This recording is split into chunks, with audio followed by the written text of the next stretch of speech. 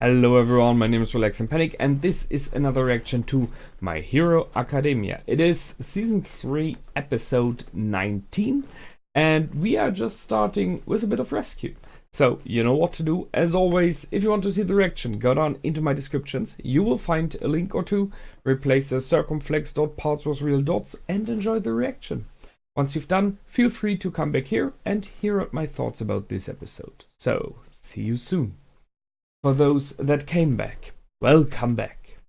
Now, this episode was in many ways what I expected. There were no really big surprises in for me here, so I will possibly have not so much to talk and discuss about as I do normally, but there were some things in nonetheless. So we are in for a very important part of being a hero, and that is saving people. Because if we remember, that's what Deku always liked about All Might, that he was saving people with a smile. Yes, the with a smile part is one that was major and which was focused on very often, but it was about saving people. Being a hero does not mean fighting villains. It means saving people, saving innocents, rescuing lives. You can do it by holding back villains who try to kill the people, but in very many ways, very often, it's about rescuing.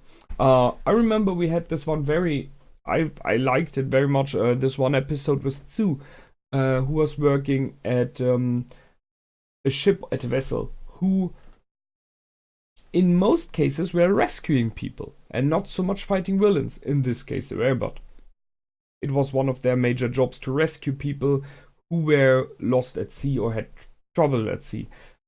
We trained with a hero squad in the past who were mountain rescue squad, the Pussycats, I think it was. So you can see it is clearly a major thing. And now we have a field of debris, we have shattered buildings and a lot of people who are injured and need help. I like that they point out that there is a group of specialized people who are acting as being injured. I have some friends of mine who are working for medical institutions, for I'm searching for the correct words, who are those when you have an accident on the street who arrive by with their car and bring it to the hospital.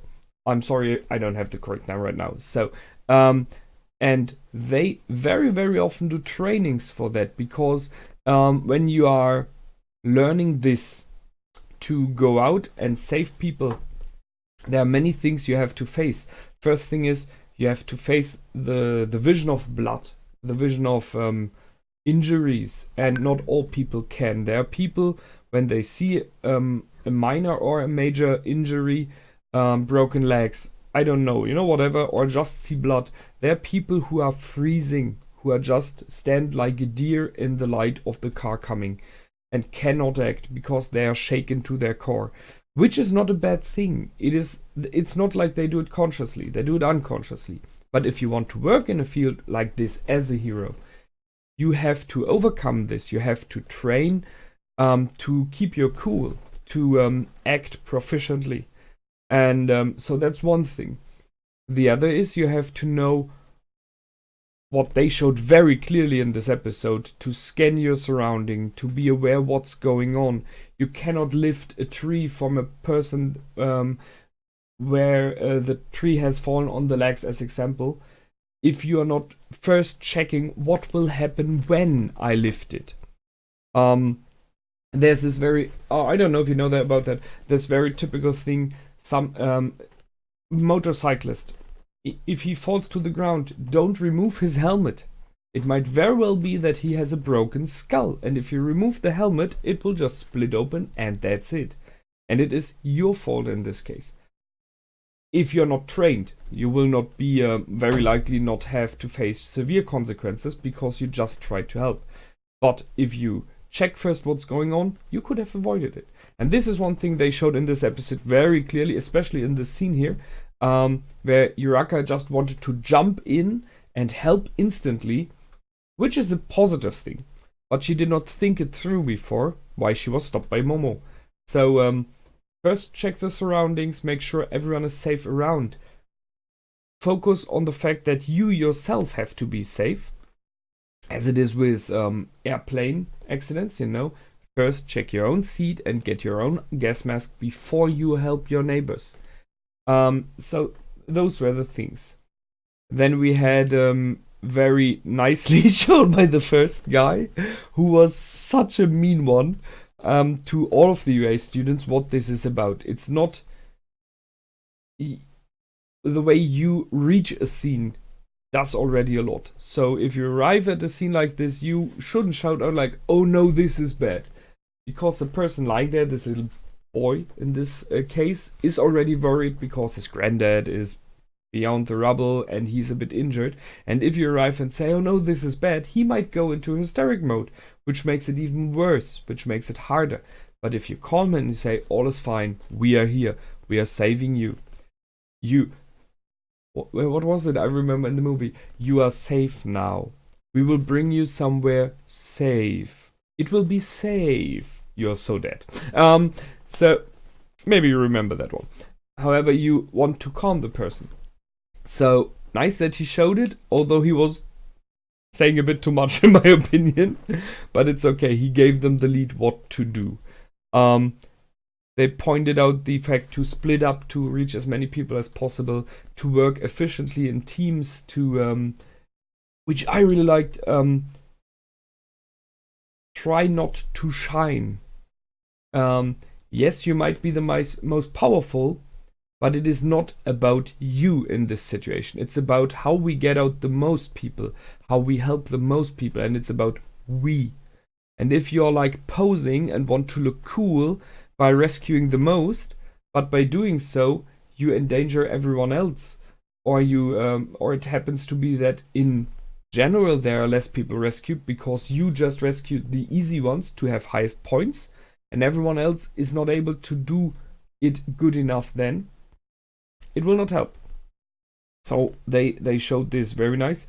They even showed the, if there are minor injuries, they can walk themselves effect with Bakugo. I am not sure if he thought about it, however, but I liked the scene, especially the "what did you say?" turning around. Well, it's him, full mode. We had there were two things, however, for the main story now, three I would say, going away from the rescue itself.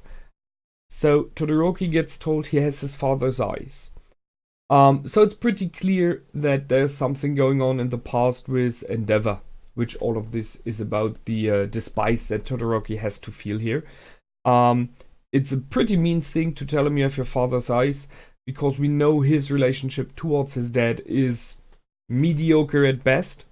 But then I think he is centered enough and calm enough to take it. As we've seen, he wasn't exploding or anything. He dealt with these problems already partially.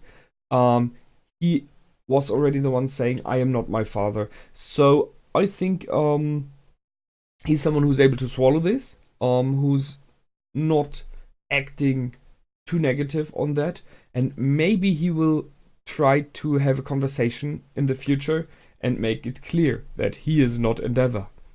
That's one thing. So more of that to come possibly. We have the girl is missing again from the group, so I am pretty sure she's trying to do something weird again. She's possibly trying to lure Deku in again. I don't know. We will see. And she acted pretty weird. And we had a very, very short moment where they talked about Stain again. So about how Stain is still influencing all of society. His viewpoints on heroes is not only perceived by villains, it is perceived by heroes as well, as we've seen. So, well, I mean, he's not dead. Maybe we'll see more of him in the future, but I think it will be pretty hard to have another scene like that with him, because that one was a major one. It was really, really well done. So, that's it for now. But now we get the villains in. which in this case is Gang Orca. So a top 10 hero, and the number 10 hero. I really like the fact that his dress is his body, which is weird. So his necktie is his tongue, which is, what the heck are you doing? So he jumps in and tries to put pressure on the students while they try to rescue. I discussed it for a short amount, but in the end it's a pretty easy one. You have to find the right balance between holding off the villains, and that doesn't mean you have to beat them. Just hold them away from the rescue while rescuing enough people. If you focus too much on beating the villains, you are losing power for the rescue. So it's just about keeping them distracted, keeping them away. Which means you should analyze as well, which quirks do we have?